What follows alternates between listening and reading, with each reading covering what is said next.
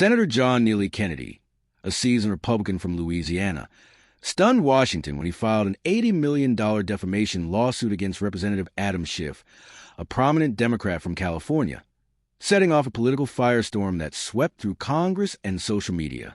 It all started when Schiff, hosting an Instagram live stream watched by more than 200,000 people, leveled blistering accusations at Kennedy, claiming he was blocking clean energy bills because his pockets were stuffed with oil money.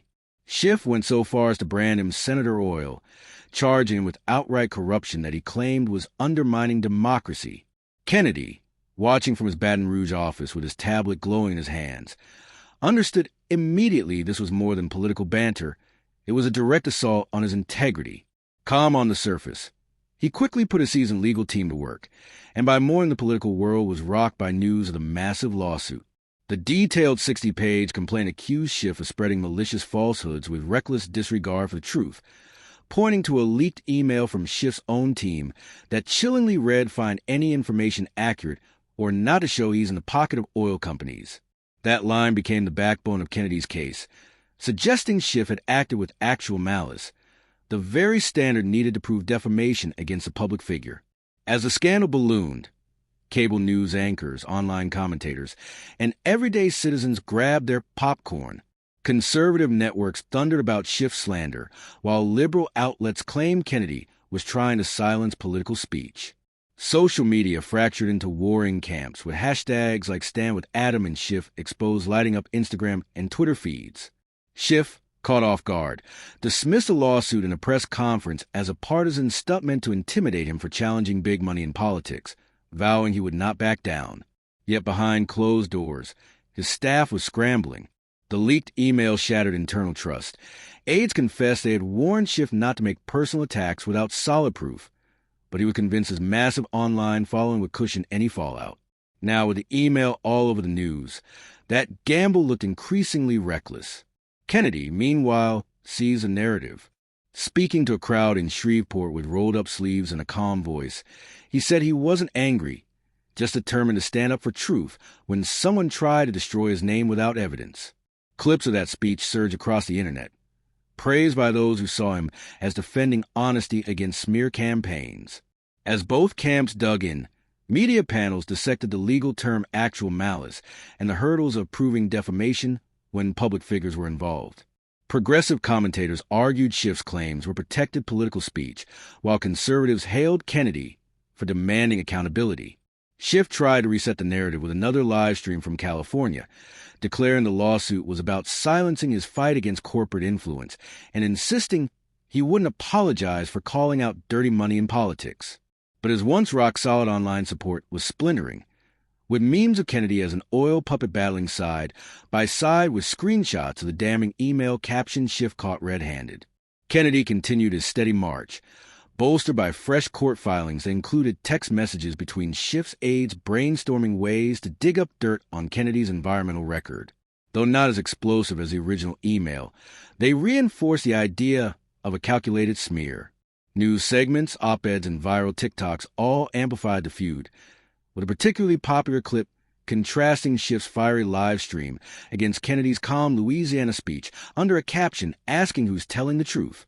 In Washington, Schiff's office was a hive of frantic meetings, grappling with a crisis none of them had fully anticipated. Kennedy, drawing on his decades of legal and political experience, kept his public remarks measured, saying at a Lafayette town hall that debate was fine, but fabrications were not, earning thunderous applause and turning his quote into an online rallying cry. As the saga unfolded, the entire nation watched two heavyweights lock horns in a fight that was about far more than one accusation. It was a test of free speech, political accountability, and how swiftly a single moment online could ignite a firestorm powerful enough to threaten years of carefully built reputations. The response was mixed as Schiff's latest attempt to rally support landed awkwardly with his loyal followers still cheering, but many others flooding the chat with pointed questions asking where the evidence against Kennedy was, and why he wouldn't just admit he might have gone too far to shift in tone was. Unmistakable as Schiff's once unshakable online community began to fracture, some progressive influencers who had long championed his causes now showed clear unease. A well-known activist with huge YouTube following even posted a video titled Schiff's Mistake, Why we need proof, urging him to either produce real evidence or rethink his approach to video, pulled in thousands of likes and signaled that skepticism was spreading through his base. The legal tide turned sharply when a federal judge ruled against Schiff's motion to dismiss Kennedy's lawsuit, issuing a detailed decision that said the leaked email and related evidence gave sufficient grounds for the case to proceed to trial. The decision was a gut punch to Schiff's team, with legal analysts everywhere saying it boosted Kennedy's argument by validating that actual malice might indeed be proven. Conservative outlets ran jubilant headlines, calling it a big win for Kennedy, while even media that typically leaned Schiff's way struck a cautious note. One Washington Post analysis bluntly pointed out that Schiff's legal problems highlighted the danger of making unverified claims. In today's digital age, the ruling sent shock waves through Schiff's inner circle. They realized this was no longer some temporary political spat, but a serious threat that could wreck both his finances and career. Kennedy, meanwhile, sense of momentum shifting solidly to his side, he carried himself with calm confidence, appearing at a town hall in New Orleans, where he joked with the crowd that he'd been called plenty of things in his time, but corrupt wasn't one of them. Then turned serious, saying this wasn't about him, but about preserving the ability to disagree without trying to destroy someone's life. The event, streamed live on local news stations, further cemented his reputation as a grounded figure fighting off reckless attacks behind the scenes. His legal team prepped diligently. They were sure the email was powerful evidence, and even started lining up possible witnesses like former Schiff staffers who could testify about the internal unease over the live stream.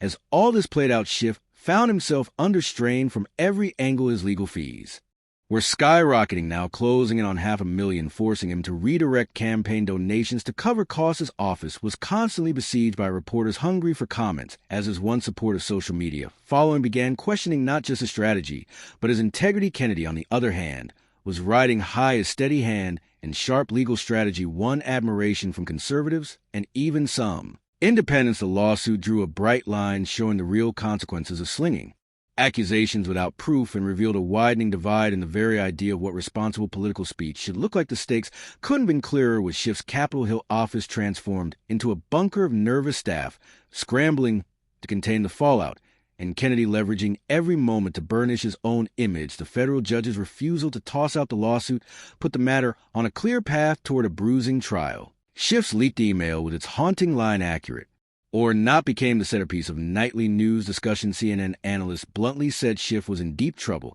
because the email read like a blueprint for actual malice, making Kennedy's case stronger by the day. Meanwhile, Schiff's finances took more hits. His legal costs blew past $750,000, forcing him to pull from personal savings and slash campaign budgets. His normally sharp appearances began to suffer as he showed up to press briefings looking tired, cautious, almost haunted.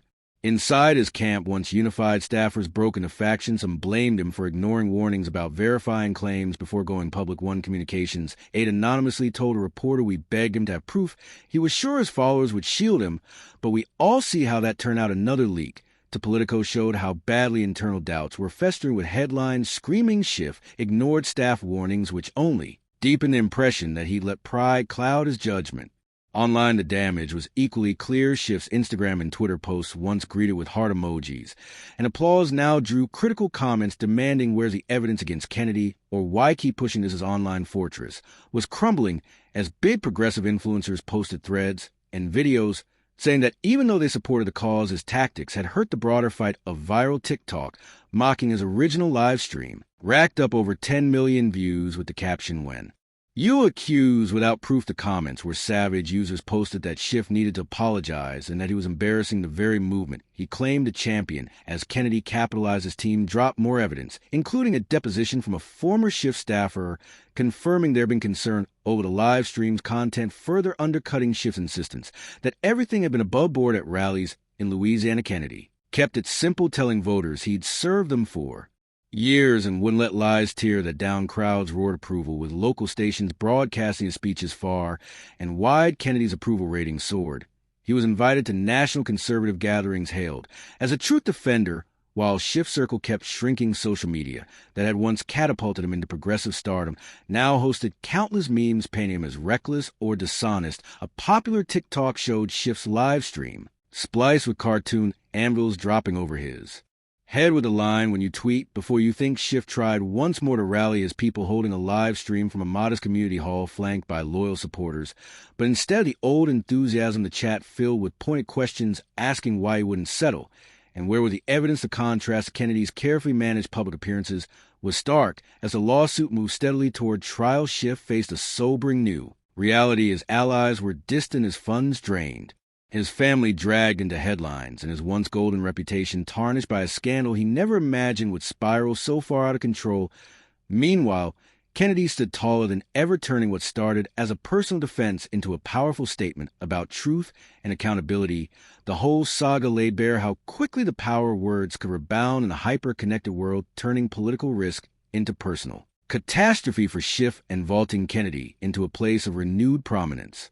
Amid a sea of criticism, Kennedy's fortunes rose as Schiff faced mounting backlash from all sides. Of former supporters' words cut deepest, saying you were our champion, but this was a reckless mistake, reminding everyone how quickly public favor can vanish across the country. Kennedy was enjoying a surge of popularity transformed by the lawsuit into a conservative hero, praised for standing up to what his base called unchecked political slander. At a high-profile conference in Texas, he received a standing ovation before uttering a word, the crowd chanting truth prevails. Kennedy, always the strategist, seized the moment to stress accountability, telling the gathering it wasn't about revenge, but about preserving the ability to disagree without destroying each other's character. His Louisiana drawl carried across the room.